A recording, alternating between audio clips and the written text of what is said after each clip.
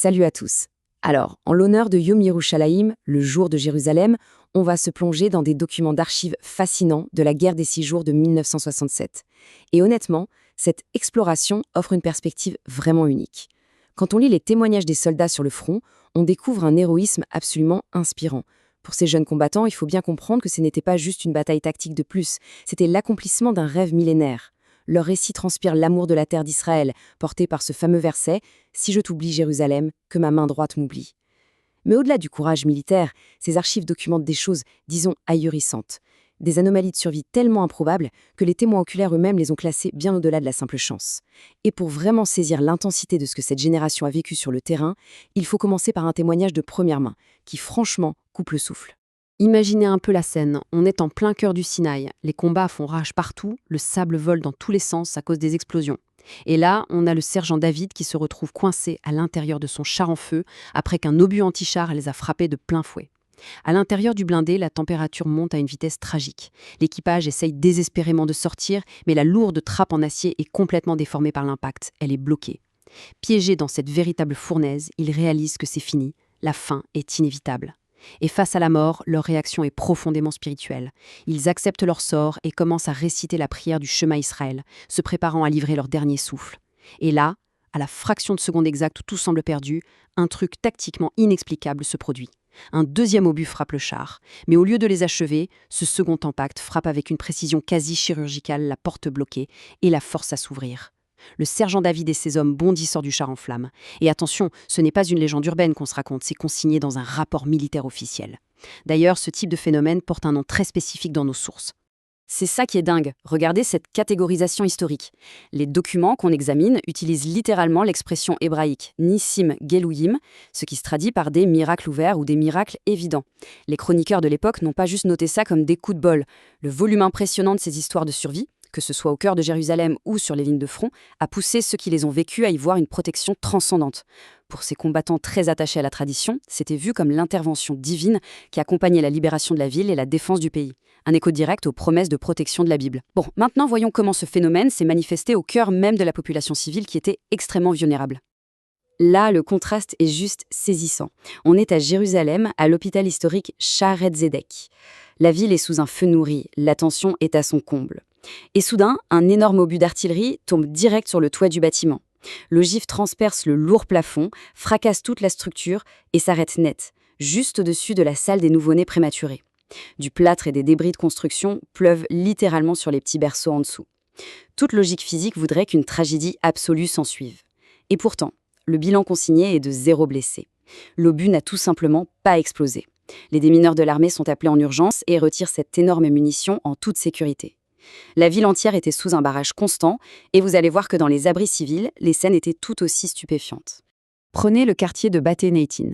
Des familles entières, des enfants, des personnes âgées sont entassées dans la pénombre d'un abri, terrorisées par les détonations. Et là, c'est le pire scénario possible. Un obus percute violemment une grosse bonbonne de gaz au 3e étage de leur immeuble. Un incendie massif éclate direct. Les résidents sont pris au piège. S'ils restent dans l'abri, ils risquent l'asphyxie et de brûler vifs. Mais s'ils sortent, ils se font faucher par les mortiers dans la rue. Le désespoir total. Et quelques secondes plus tard, le sifflement d'un autre obus.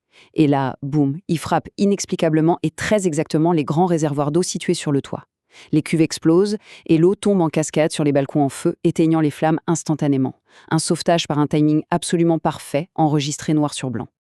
Ok, plongeons-nous un instant dans le texte original en hébreu lui-même. C'est fascinant de voir comment ces rapports bruts listent tout ça méthodiquement au plein chaos.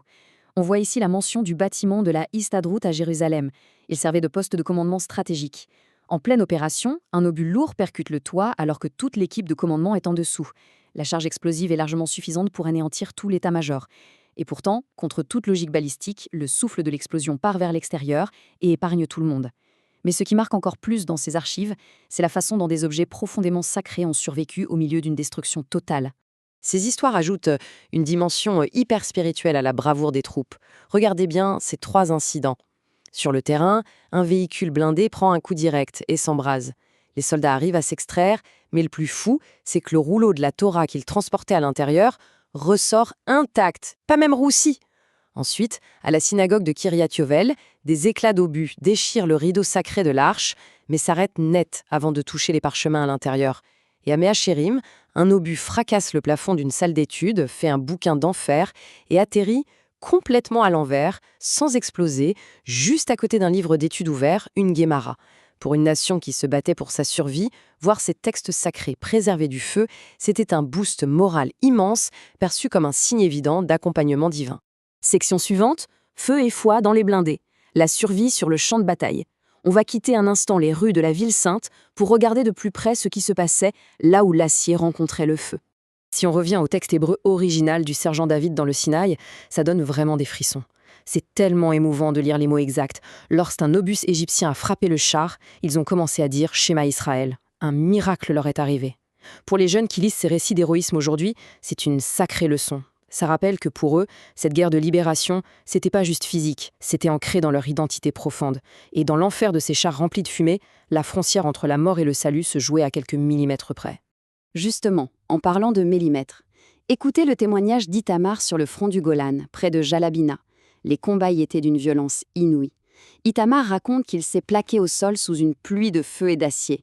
Un éclat de métal, chauffé à blanc, percute son casque militaire.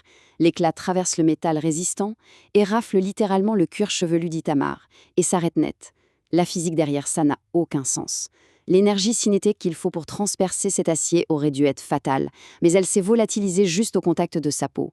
Ça a laissé Itamar et même les médecins dans un état de choc total. Ce qui nous amène à cette idée de défier les probabilités, le fameux concept du peu contre beaucoup, ou Meitim Neged Rabim en hébreu, qui est très présent dans nos sources bibliques, mais aussi tactiquement documenté dans ces batailles. 9. Retenez bien ce chiffre, parce qu'il est dérisoire, mais tellement crucial pour comprendre la folie de l'affrontement qui suit. 9, c'est le nombre total de chars dont disposait un jeune officier israélien pour une mission de survie absolue. Alors voilà, le capitaine Gadi doit bloquer le passage de Mitla dans le Sinaï. Son boulot, empêcher l'énorme armée égyptienne de se replier. Mais regardez le rapport de force. D'un côté, Gadi a 9 chars. Et encore, en fin de journée, 3 d'entre eux sont en panne et doivent être tirés par des câbles par les autres. Et en face, des centaines de chars égyptiens modernes, des milliers de soldats, de l'artillerie lourde. Sur le papier, la formation de Gadi n'est même pas un ralentisseur. La doctrine militaire standard dirait qu'ils vont se faire anéantir en 5 minutes chrono. Mais regardez les témoignages directs, comme le rapport du capitaine Gadi lui-même, visible ici. Il est dans une incompréhension totale face à leur survie. Il décrit comment ces chars abîmés passaient littéralement sous le nez des blindés ennemis qui restaient immobiles.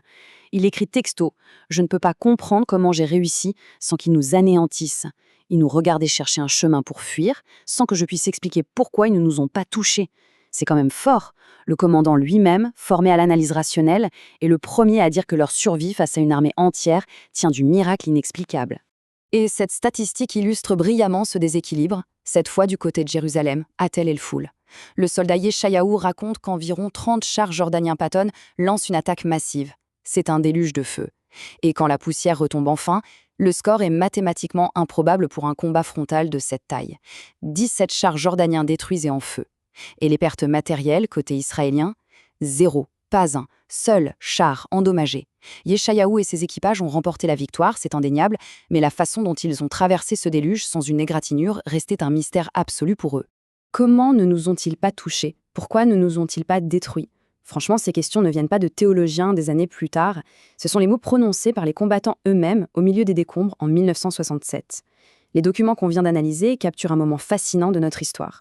Un moment où l'incroyable bravoure humaine, nourrie par cet amour indéfectible pour la terre d'Israël, semble avoir rencontré quelque chose qui la dépasse. Entre des obus défectueux qui sauvent des bébés et des livres saints, et des toutes petites escouades qui survivent à des bataillons entiers, comment expliquer rationnellement l'inexplicable? C'est la question puissante que nous laissent ces héros, nous invitant à réfléchir à notre histoire, à ce courage inébranlable et à la foi qui a accompagné la libération de notre capitale.